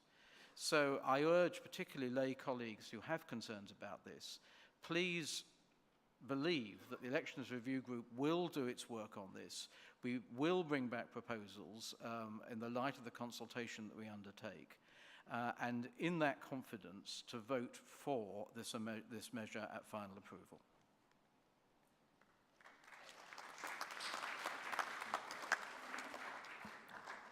After Canon Greenwood, Mrs. Alexander. Adrian Greenwood, Southwark 411. Thank you so much for calling me again. I just want to make some concluding remarks in this matter. The first is that this is an important improvement to the church representation rules, and it needs to be approved. It is part of the reform and renewal process, and it's long overdue.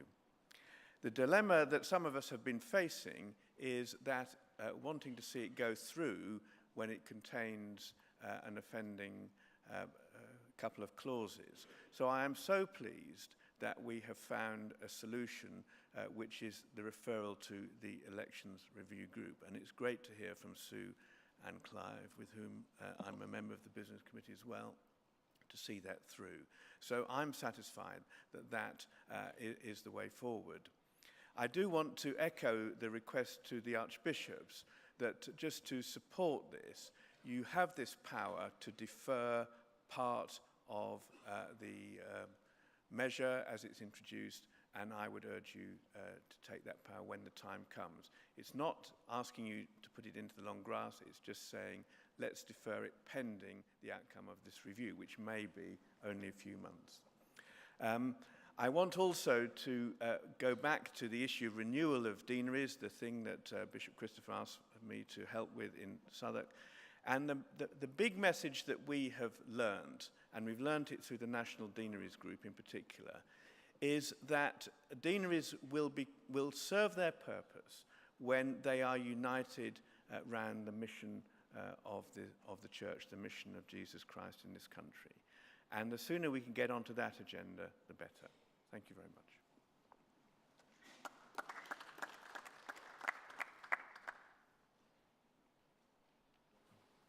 After Mrs. Alexander, Ms. Sarah Toppling. April Alexander, Southwark 410. Thank you, Chair, for calling me. If I'd spoken in the previous debate, I would have been very much alongside Anne Foreman with the possible benefits of short terms. But I would ask, if the Electoral Review Group looks at this, that they might consider some anomalies that arise because people like me who've been on this synod, I accept, for far too long and have been on deanery synod for even longer, might, in those circumstances, assume an influence which we would prefer not to see. Maybe those people should also have their terms limited. Maybe we should have limited terms for General Synod.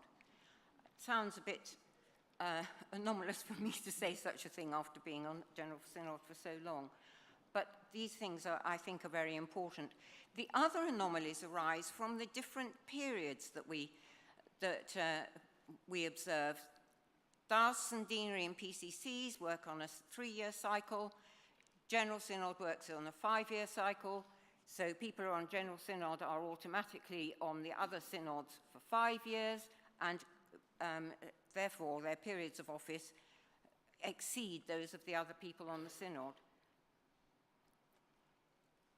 There are various other items of, in the rules that the Electoral Committee could look at, but I would ask them to take those things into account particularly, because there is a very poor fit between the various people who find themselves on deanery synods. Thank you.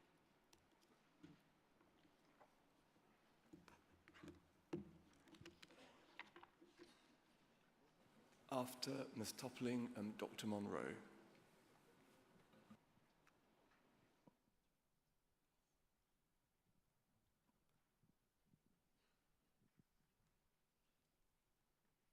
Good morning. Thank you for allowing me to speak. Sarah Toppling, one of the 3 deaf Anglicans together, and my number is 471. I wanted to speak briefly after listening to various people's comments.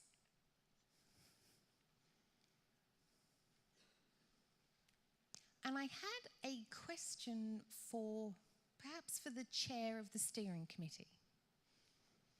But perhaps it's also a question for all of those present today. So I know people here today are chairs of various things, deanery, synod, laity chairs, etc. I know that Clive Scowen said earlier that he's the chair of the House of Laity. People are saying that as they come up to present their points of view. So what that leaves me wondering, and what I wanted to ask, is about opportunities for deaf people to be involved, for disabled people to be involved in these discussions right back at the beginning. And I wonder, are deaf people involved at the early stages of writing legislation? And disabled people, are they able to influence so that there is a perspective of deaf people and disabled people? Because we listen, and I think it's important to have the opportunity to be heard as well. And I am involved in my local PCC, in my church, and I need to be, obviously, because I'm here at General Synod. But that's the limit of it. That's the total extent. I'm not involved in deanery synod. But today, I've had a chance to reflect on all the different bodies that people are a part of, the different chairs and other avenues that people can influence. And I wonder about where deaf people and disabled people can have a voice as well on those discussions that are happening prior, and where we have a chance to be listened to and influence legislation. Thank you very much.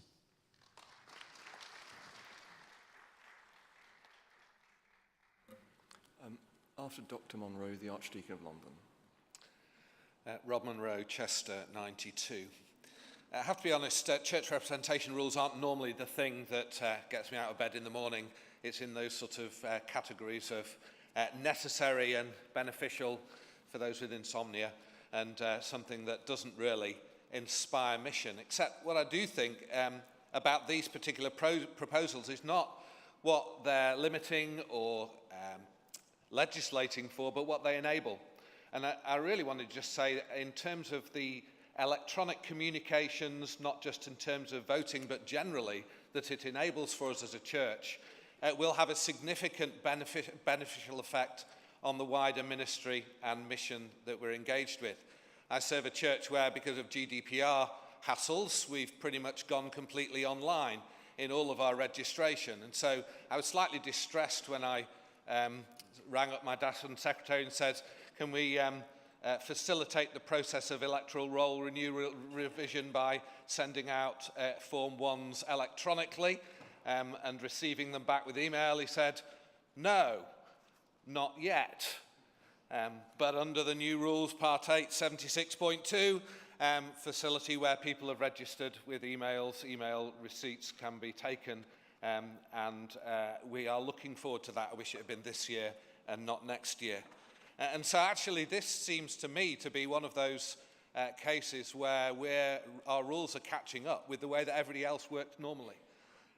Most people, and certainly most younger people, working now substantially online, communicating that way, representing their views that way, and this enables us to do that creatively and positively in a way that's accountable, but in a way that will facilitate our mission ministry. So actually this isn't just a bit of legislative business. It's something that seriously helps us enter this century and enter the challenges that it presents with a new heart and a new opportunity.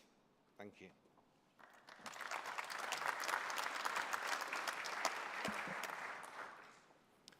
After the Archdeacon of London, Dr. Lindsay Newcomb. Luke Miller, 162 London. The Archdeacon and her team have done an amazing piece of legislative work, but it's not really about that, but about the culture that I would just like to say a word, which is this, that something we couldn't write into our legislation, but could write into our activity, that if everybody involved in any aspect of synodical government at whatever level took as a duty to be nurturing within the first 3 years of their term a successor, mentoring that person and bringing them on, then we might make a difference.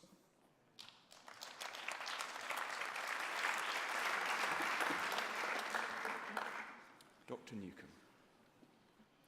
Dr. Lindsay Newcomb, London 357. I've stood late in this debate because I was surprised and a little dismayed that the final approval debate has been dominated by just 1 point. I served on the revision committee, and in fact I was the lay member who spoke and voted against the limiting of terms for deanery synod reps. But I'm reassured by the ways that this can be altered in future. I'm grateful to the Bishop of Willesden and to others who have said positive things about this incredible document that is before us. A huge amount of work has gone into this, and the results that we have before us are significant simplification, clear model rules. We align ourselves with contemporary laws and expectations in terms of data protection and electronic communication. We include people who are members of mission initiatives for the first time. Lay members are assured to be a majority on a PCC, and we can avoid unnecessary meetings by using electronic correspondence. There are significant safeguards for the laity, with that one exception that has been debated before. I want to thank the Archdeacon of Southwark and Joyce Hill for their chairmanship of the steering committee and the revision committee, but especially thank you to the legal team. Huge thanks to the legal team. At every meeting of the revision committee, I was startled by the way that they managed to put together the things that we had discussed in the previous meeting, and they had been able to do it in very clear, concise language. So thank you very, very much.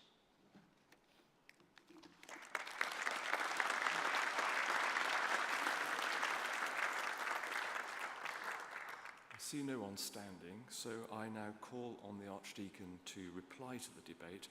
Archdeacon, you have up to 5 minutes. Thank you. I don't think I can do justice to all of you in 5 minutes, but thank you for the many positive comments on the content of the draft measure, which I am not now going to rehearse. Bishop Pete said that this was a good moment for Synod, and several of you have commented positively on the chairing and the membership of the committees. I now want to add my own thanks to Mr. Timothy Bryden, the Vicar General of the Province of Canterbury. He has sat modestly and quietly throughout all of this procedure, but without his imagination, skill, expertise and original drafting, we would not have the concept of model rules or the core drafting of what is now before you. So at the risk of using up 30 seconds of my 5 minutes, may I invite you to offer your thanks to him.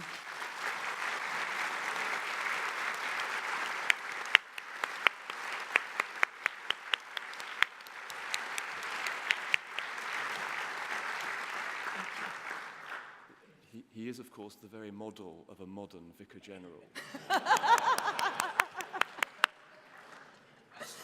Thank you, Chair. You've quite put me off my stroke. Many of you have commented positively on the benefits of electronic communication and, in due course, electronic voting. Actually, you can do your electoral roll renewal by emailing the form and emailing it back, because you're not voting on the electoral roll, you're just getting on the electoral roll. The Archdeacon of London, thank you so much. Nurture our successors. Yes, let us take that to heart and do so. Thank you to many of you, Mr. Greenwood, Mr. Scowen, and others who professed themselves reassured by Canon Boyce's referral of the contentious clause to the Elections Review Group. I'm afraid, Mr. Scowen, I probably shall be writing to you. And I'm sure there are many ways in which we can go forward positively from here. But thank you to all of those of you who commended to Synod that we vote for this measure and then deal with the difficulties afterwards. Ms. McIsaac asked whether we are legislating well. I do take the point that it was a hot day when we discussed this in July. But let it be a lesson to us all. We did discuss this in July, and we did make a decision. So let us make sure that when we make decisions, we are making the ones that we actually intend to make. Mr. Kingston, thank you for pointing out that this is at the heart of reform and renewal, that we are equipping ourselves as a church, albeit in an administrative sort of way, to proclaim the gospel to young and old in the 21st century. Amen to that. If you're wondering what General Synod, Deanery Synod, or anything else is for, there is your answer. We are a church which is willing to change as the Lord calls us constantly to be transformed into his likeness. And if church representation rules can contribute to that in a very small way, then let us vote for them. Ms. Tupling, thank you for your very good question about the involvement of deaf and otherwise disabled people in the drafting of legislation. I think the answer to the question is that those who are members of General Synod are involved as members of General Synod, as it were, regardless of the colour of their hair or any other physical or mental attribute. And could I encourage all people associated with the General Synod to contact the Revision Committee so that their views can be made known in the course of legislation? People who contact a Revision Committee are invited to speak, and of course a Revision Committee will make appropriate provision to enable access and to enable voices to be heard. That, I think, covers the majority of what people said. Thank you, Mr. Lamming, for your point about 3.3. I'm afraid that is not a matter on which I can comment, and therefore I shall not do so. And we have all spoken of the law of unintended consequences.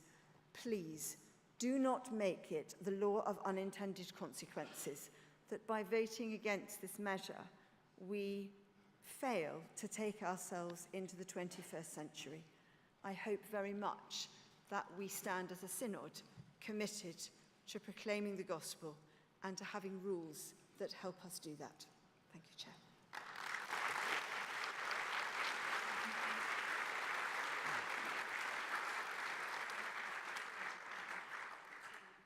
So we come now to the vote on item 502. The question is that the measure entitled Church Representation and Ministers Measure be finally approved. In accordance with Standing Order 37, I order a counted vote by houses. I am now about to ring the bell to warn members that a counted vote is to take place. 2 minutes after it ceases, the counted vote will begin.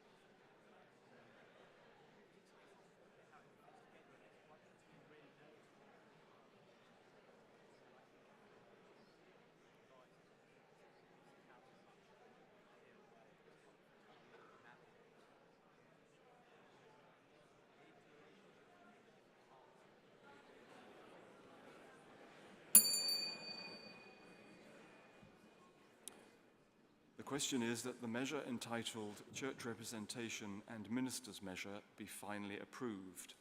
This is a counted vote by houses. Those in favour should press 1. Those against should press 2. Those who wish to record an abstention should press 3. The voting period is now open and will end in 1 minute.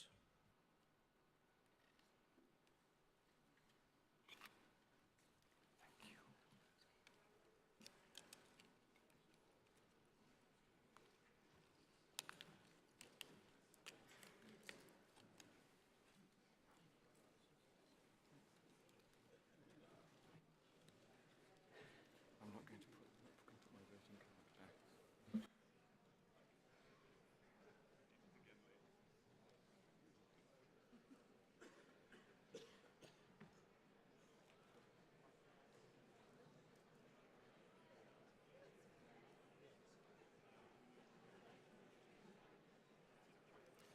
The voting period will end in 15 seconds.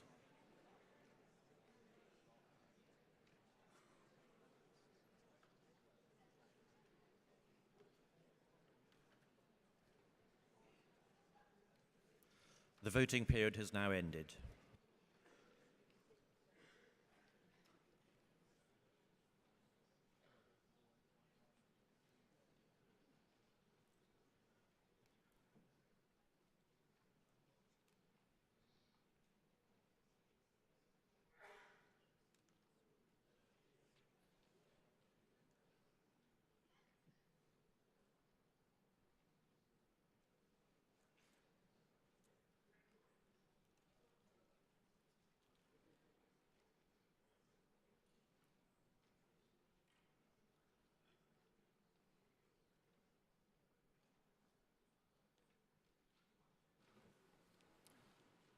They're voted in the House of Bishops in favour, 26, against none, with no recorded abstentions.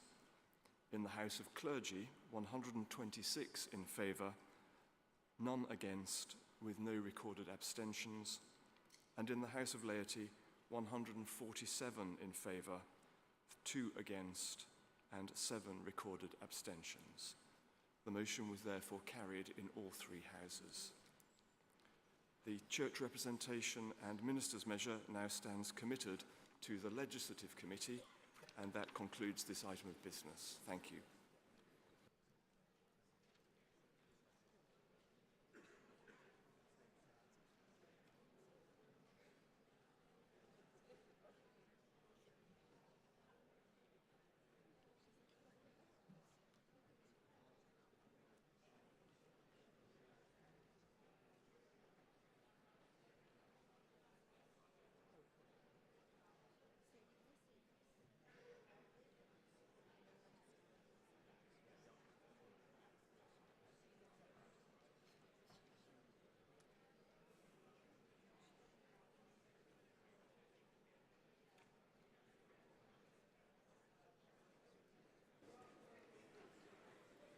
Ready?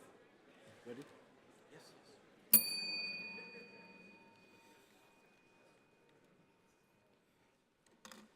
We now come to item 503 and 504. Beloved in Christ, Synod has now reached the final approval stage for draft amending Canon number 39, GS 2047BB.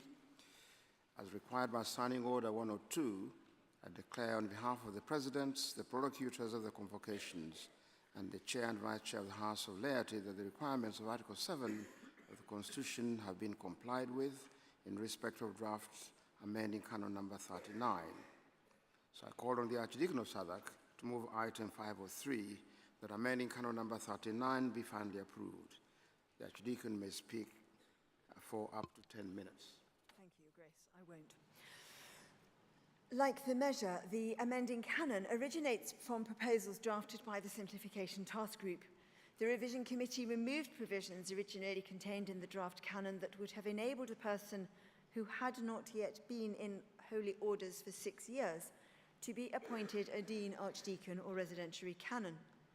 An amendment which would have enabled the bishop to make alternative provision in place of regular morning and evening prayer was tabled for the revision stage in full synod, but it lapsed as 40 members did not indicate that they wished that amendment to be debated. Paragraphs 1 to 3 of the canon are intended to help the situation of multi-parish benefices, especially those in rural areas where a number of parishes are spread across a wide geographical area. The existing canons that provide for services of morning and evening prayer and the celebration of Holy Communion in parish churches are drafted on the basis that these services will take place in every parish church on every Sunday and on every principal holy day. They also require morning and evening prayer to be said daily in each parish. With the number of parishes in some benefices in double figures, these requirements are not realistic in many places. But as things stand, if these obligatory services are not to be held in a particular parish, the parish priest is supposed to obtain a dispensation from the bishop. Paragraphs 1 to 3 amend the relevant canons so that the statutory services to be held in at least one church in each benefice every Sunday and principal holy day, and that daily morning and Paragraphs 1 to 3 amend the relevant canons so that the statutory services have to be held in at least one church in every benefice rather than every parish every Sunday and principal holy day, and that daily morning and evening prayer also take place somewhere within the benefice. In single parish benefices, that will result in no change. In multi-parish benefices, it may not result in any practical change, but it will mean that the parish priest is no longer in breach of the canons if he or she does not obtain dispensation from the bishop not to hold the statutory services in every one of the parish churches in the benefice. Paragraph 4 which extends the range of situations in which a deacon or priest can serve a title, relies on Clause 5 of the measure, as I have already mentioned.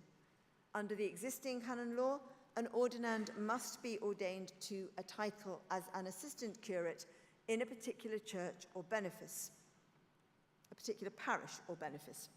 Under this new provision, it will be possible for ordinands to be ordained to serve in any office held under common tenure. This would include being licensed to a bishop's mission initiative or to a non-parochial institution. Paragraph 5 of the canon makes amendments to Canon C8 so that any member of the clergy who is beneficed or licensed in a diocese will, in effect, also have permission to officiate anywhere within that diocese at the invitation of the minister with the cure of souls. This is intended to allow beneficed and licensed clergy the same flexibility in terms of providing cover and general deployment as clergy with permission to officiate. Again, this may make little practical difference. The remaining provisions simply tidy up the canons, either removing obsolete provision or making consequential amendments. I therefore ask the Synod to give final approval to amending Canon 39. Thank you, Your Grace. Archdeacon, thank you very much. Item 503 is open for debate. May I remind members that under Standing Order 64, motions for the closure, the speech limit on next business are not in order in this debate, but vain and tedious repetition are not encouraged by standing orders.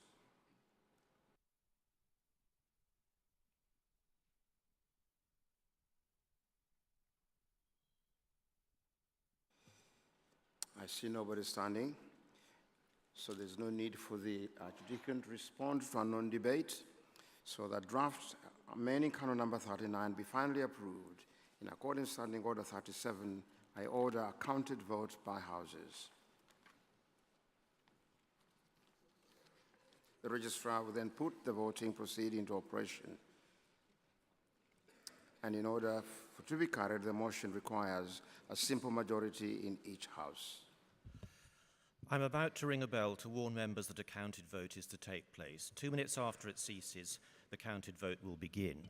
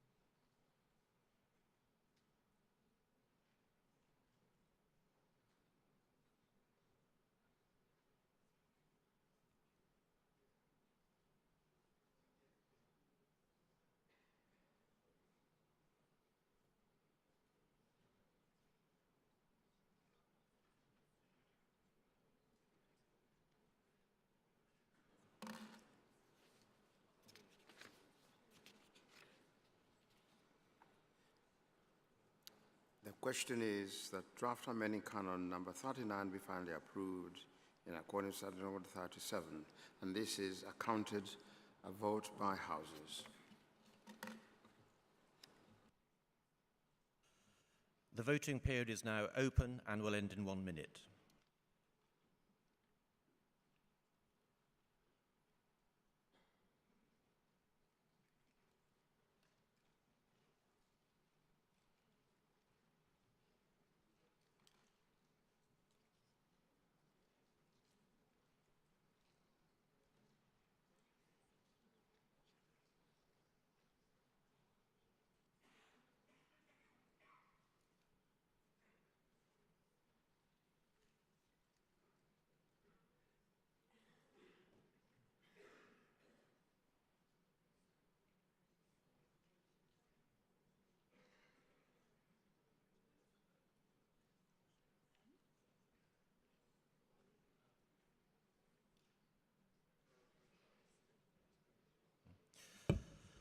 The voting period will end in 15 seconds.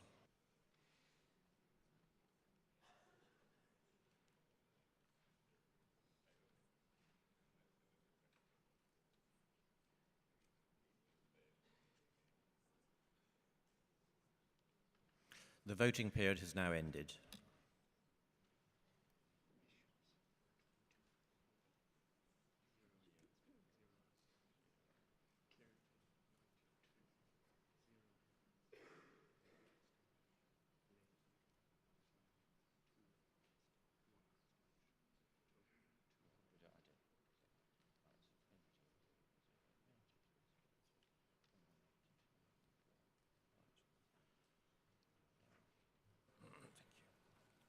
They voted in favor in the House of Bishops, 20, none against, and none recorded abstention.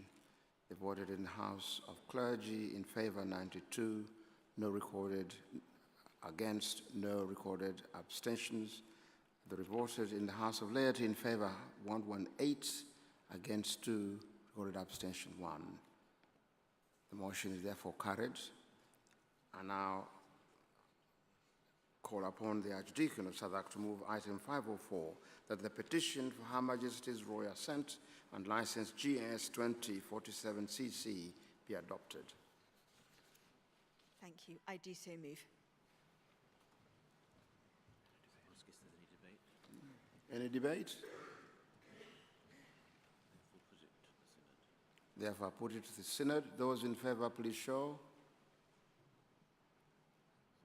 Those who are against, the motion is clearly carried. Synod, you've done so well, so instead of starting any other business, you were dismissed for lunch. Thank you very much.